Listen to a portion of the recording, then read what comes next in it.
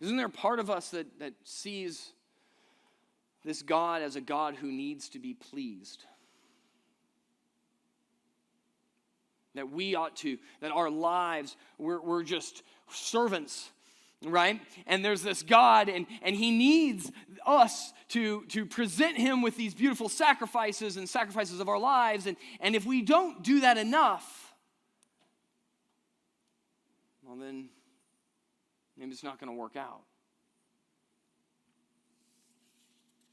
That's not at all what this looks like. In fact, Paul is talking to the people in Athens in Acts chapter 17, and he says, no, you don't understand. Acts 17, verse 24, he's like, you don't understand. Like, there is nothing you can give God. There's nothing. He doesn't need anything from you.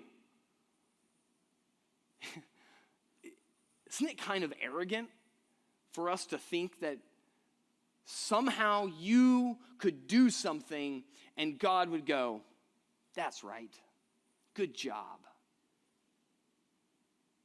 Isn't that, if that's the same God, right, that we're singing holy, holy, God Almighty, what could we possibly present to him? What could we do? In fact, he even says in Jeremiah 6:20 that our burnt offerings, they don't please him. Right? We're not giving burnt offerings, but what he's saying is your sacrifices and all these things that you feel like you feel better about yourself because you're doing good things, but God's like, it doesn't please me. So what do we do? How do we please God? Look at what it says in verse 6.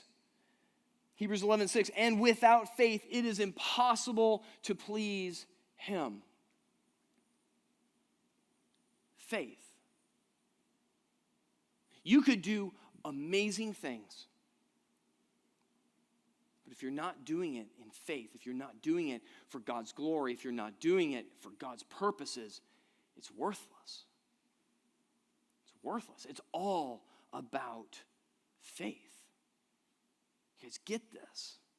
There's nothing you can be, if you feel like you are trying to obey and live a life that is pleasing to God, you've missed it, because faith declares that we've already been accepted. Joey talked about that last week. Faith declares that we've already been made righteous. Faith declares that this God, this holy God, has invited us to walk alongside of him. Faith allows us to walk alongside in God in confidence. Now, when we live a life that is glorifying to him and pleasing to him.